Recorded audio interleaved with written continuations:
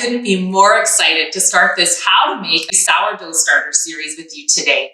So I'm actually going to show you how to make not only a gluten-free sourdough starter, but a regular sourdough starter too. The reason I want to show both is because some people with the same condition as myself can tolerate gluten as long as it's broken down. So if this describes you, you'll be able to make a wheat-containing starter. And don't worry, you'll be able to choose which videos to watch depending on which starter you're making. It's like a tongue twister, sourdough. So anyway, I'm going to make 3 different types of sourdough starters with you. One with brown rice flour, one with sorghum flour, and one with regular flour. That way we can kind of compare and contrast and see what a gluten-free sourdough starter looks like in comparison to a regular one, and then which flour is best to use to start off with. Because you can always change it later on by feeding it different flours. And I'm going to teach you all about that and try to share everything that I've learned along the way. So today I thought I'd start off by showing you everything that you're going to need in order to make your sourdough starter, whether it's gluten-free or not. So the first thing you're going to need is some kind of glass container. Now I'd recommend using one with straight sides. I have tried making a sourdough starter before with a curvy container. And the problem with that is when you go to scrape down the sides of your starter, because it will bubble up, it's really difficult. So this one that I found actually at Canadian Tire here in Calgary is made from Bernardin, and they actually have nice straight sides and they're nice and tall and really thick glass. You can also use a plastic container such as one of these containers here. They just need to make sure they have a nice tight fitting lid that we will use later on after we get our sourdough starter established. And you can always change the container at any point in time. But I'd highly recommend a nice thick glass one. I have used a thinner glass one in the past with my regular sourdough starter, and I actually broke it and was so upset because I had to throw out the entire starter. But luckily I had a backup in the fridge. Make sure it's large enough that you can hold about maybe a liter of liquid. You'll also need something to cover it with. Now I like to use just a piece of cloth, and then you can take an elastic, so you'll need that elastic band as well, and just cover it up. Have another additional elastic as well, because you can put that around your container to measure exactly how far your sourdough starter has risen. The other thing I like to do is to buy these tops for my glass jars. And you can get these leak-proof ball lids for it. And I really enjoy these containers and the lids. I find them really convenient. So you will need a nice sealed lid later on. The next thing you're going to need, of course, is water. So what I do is I actually use a big jar like this. If you follow me on Instagram or have gone to my blog, you've seen that I love to make water kefir. So I like to have water sitting on the countertop all the time. I actually use tap water. A lot of people say not to use tap water, but if you have a container like this and you just leave it open, then the chlorine and other chemicals that are put into it evaporate. I don't need to waste plastic bottles or do anything that's bad for the environment. However, just make sure if you are going to use tap water that it sits for at least 24 hours on your counter. You can also use bottled water or filtered water. Just be careful when you use filtered water not to use a carbon filter, reverse osmosis water, or distilled water, because those have a lot of the minerals taken out.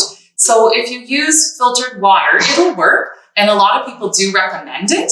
However, it kind of takes out a lot of the minerals and things that the sourdough starter needs that actually feed your sourdough starter and make it nice and bubbly and active. So I highly recommend that. You can buy these. I've seen them at HomeSense. I've seen them actually at Superstore here in Calgary. So the choice is yours. The next thing you need is your flour. So there's been lots of different types of flour that I've researched. I'm going to use brown rice flour for one of them, and I'm going to use sorghum flour for the other.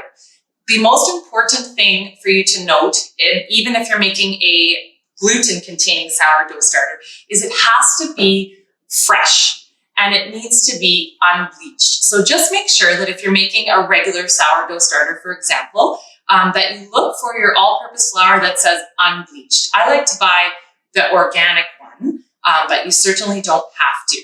I just find the fresher the flour is, the more that the bacteria and yeast and other microorganisms are alive on it. So if you have flour that you're like, oh, this has been sitting in my cupboard for months and now finally I can use it, I'd highly recommend not using it, because if the flour has been sitting there for a really long time, then those microorganisms just may not be very active and very healthy. So I'd recommend going and getting some nice fresh flour, organic if you can. And now you can order all of these online as well, and I'll have some links on my site as well. You're going to need a little mini digital scale. Now, I always put all of my recipes measured in grams. And the reason is it's very accurate, and you can reproduce the results over and over again. And when you're making your sourdough starter, you want to make sure that you're doing it as accurately as you can, because if you don't, you're not going to know where you went wrong. So if you go wrong. So I highly recommend just a little one like this. And I got this at Lee Valley Tools, which is an amazing store my husband and I are obsessed with.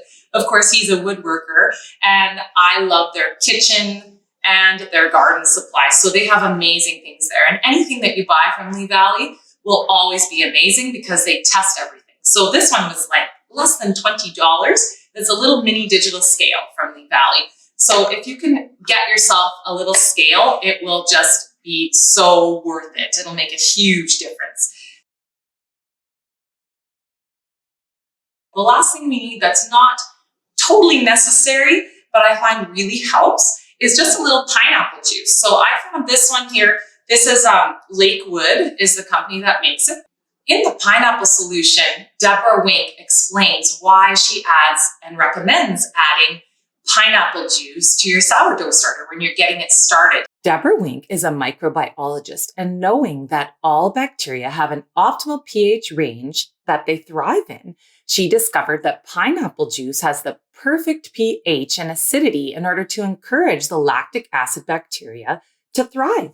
And this is the good bacteria that we want within our sourdough starter. And it basically helps to feed the microorganisms just a little bit more sugar and give them a little boost and kind of get them going, if you will. So when I very first made my first sourdough starter that I named Bob, which I've now shared with a lot of friends and family, and they've shared with friends and family, and I'm just so excited because I think it's going to travel all over the world. I fed it pineapple juice and it just took off. So I'm going to try to do the exact same with our gluten-free sourdough and with our regular starter, and just show you exactly how to do that. A few additional things you'll need are something to stir your starter with. So I recommend either a wooden spoon or a chopstick, or just a regular old spoon. Just make sure that it's a non-reactive metal like stainless steel. I like to have a glass writing pen so I can write on my jar anything that I need to know, like how much my jar weighs, for example. I also highly recommend having a little notebook so you can keep track of exactly what you've done each day. That way you can either get help or you can also help others. So that is literally all you need. So go on out and grab all your supplies. You probably already have most of them at home anyway, and I can't wait to see you on April 1st when we start making our gluten-free or wheat-containing sourdough starters together. I will have this detailed materials list on my website at turmericmecrazy.com, as well as on my Instagram and Facebook pages. There will also be this printable version if you would like to print it out. If you have any questions at all about anything to do with any of the equipment or any questions at all for me, please feel free to comment and I would happily answer your question. Thanks. Stick with me, and within 2 weeks, you will have the most beautiful, active, bubbly starter, and you'll be making the most incredibly tasty, beautiful artisan-style breads. Just in time to enjoy them with Easter dinner.